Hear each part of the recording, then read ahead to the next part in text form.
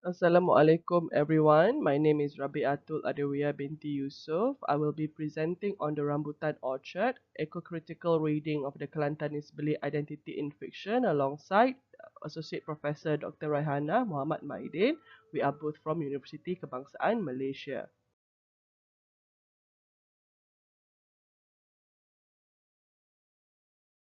The Rambutan Orchard is a compilation of short stories written by Che Husna Azhari, published in 1993. She has a very interesting background. She grew up in the towns of Melor, Pasir Putih, and Kota Baru in the northern state of Kelantan in Malaysia. She then proceeded to continue her studies overseas. There is a strong Kelantanese element in her writings. This is really prominent in the tales that she narrated.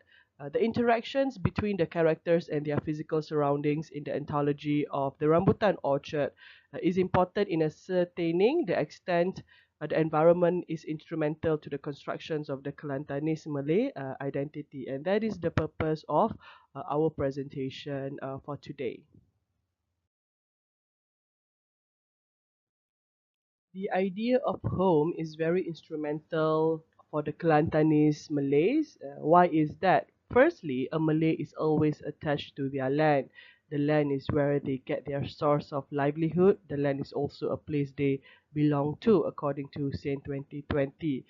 Therefore, Che Husna applies this understanding very well. She has utilized her identity as a Kelantanese in her stories through her choice of local setting, characters, language, and various literary forms mentioned by Baharum 2012.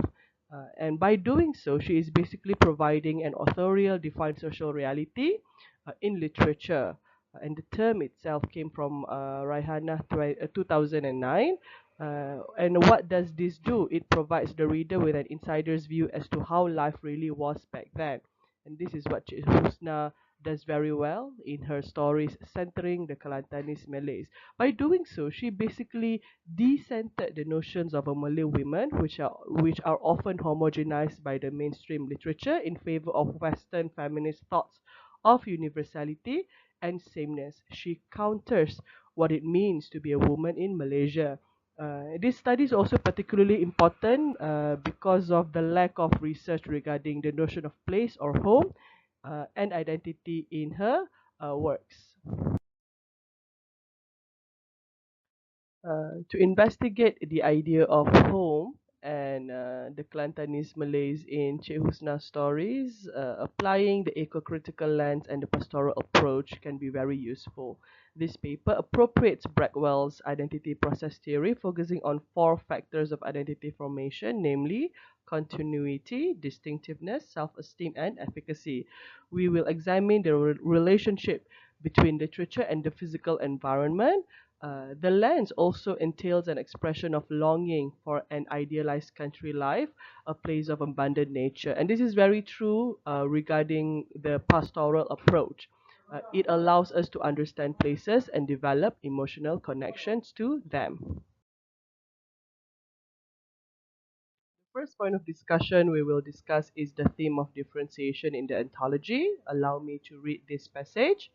There were no rambutan trees in his orchard, only coconut, mengsetor, and huge dark somber rambai trees. Rambai trees were not in the same genre as the aristocratic rambutans. Rambais were village trees. Hardly anybody ate their fruits except perhaps children, women, and squirrels. The rambais were too coarse to be presented in a proper receptacle to guess the story of the Garden Green by Che Husna Azhari. The Kelantanese Malays have always been perceived to be unique for their dialect, strong cultural roots, and Islamic influence in comparison with Malays from other states. Mirroring social norms, the various descriptions of the trees and plants in the orchard are also located on a social hierarchy and feudalism. The social hierarchy here is manifested by the differentiation of the rambai trees from the rambutan trees. The rambutan trees are described as aristocratic, whereas rambais were merely village trees. Therefore, this hierarchy really connotes the presence of feudalism. They do not just categorize people based on their ranking, but also fruits and the things they serve for guests. However, there is also inclusivity in the use of the orchard space.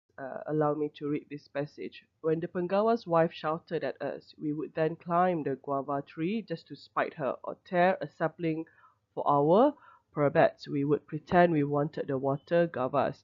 The best part was jumping straight down from one of the branches and escaping from the old lady.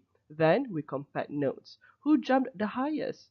This is the story of the village Wali by Che Husna Azhari.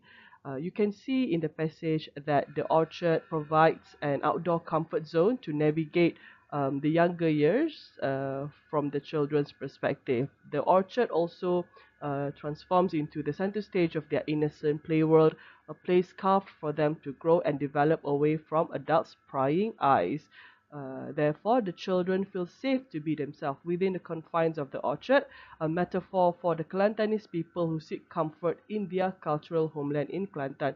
We can see how the children, in being inclusive, also excludes the participations of the grown-ups in their world represented by the orchard space. They wanted to be themselves, they wanted to be free in pursuing who they are. And that is the function of the orchard space for the children. The next theme is the orchard and continuity. We can see how the orchard helps the narrator in continuing the transformation of who she or he is. Allow me to read this passage. My subconscious continuously returns to this haven paradise. It is as if my umbilical cord has never been severed, only grown longer to accommodate a child never weaned.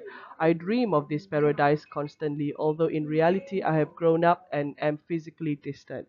The orchard is now part of another person's consciousness. I am talking of that orchard in a certain time in relation to time which was mine. And this is the story of the garden green.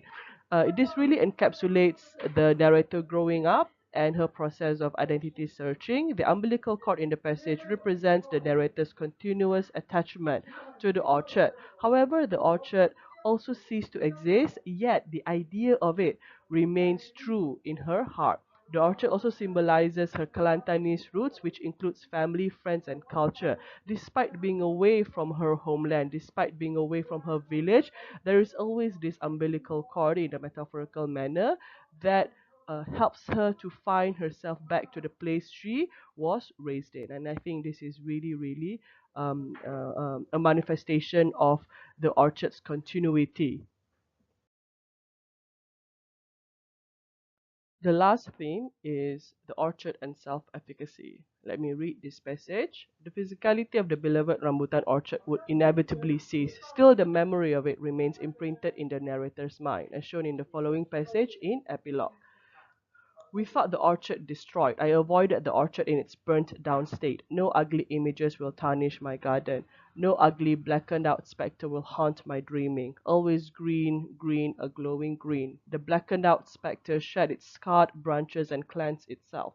Then those branches leaved themselves in their original green. A 20th century phenomenon, self-cleansing and self-regenerating.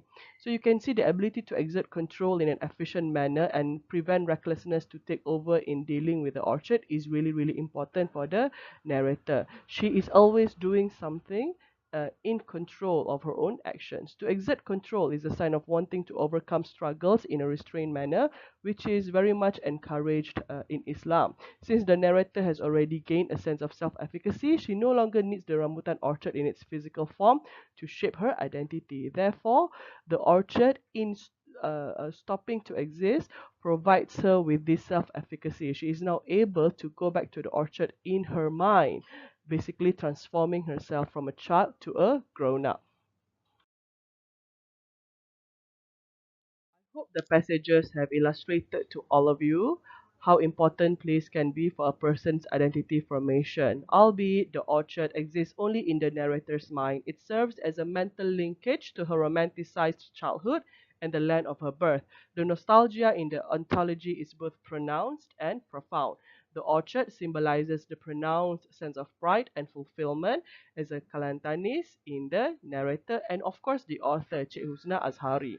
She, through her authorial-defined social reality, portrays the Kelantanese Malays' attachment to their land as key to their self-perception and standing in the world. Really, they never cut the umbilical cord and remaining true to the identity they are familiar with when they were growing up. All right, so thank you so much, everyone. This is the list of our references.